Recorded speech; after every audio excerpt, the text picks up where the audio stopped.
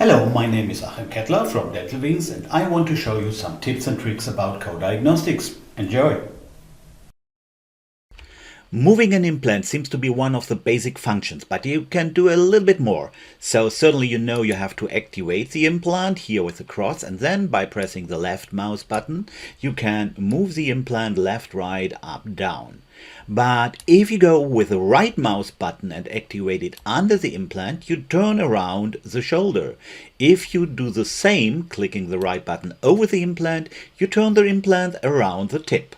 And if you go over the implant directly here or on the left side, press the right mouse button, go on fine alignment, and then you can make short steps up, down, and rotate it. I have it at 0.1 degree and 0.1 millimeter to make only small movings. This is everything possible just for implant movement.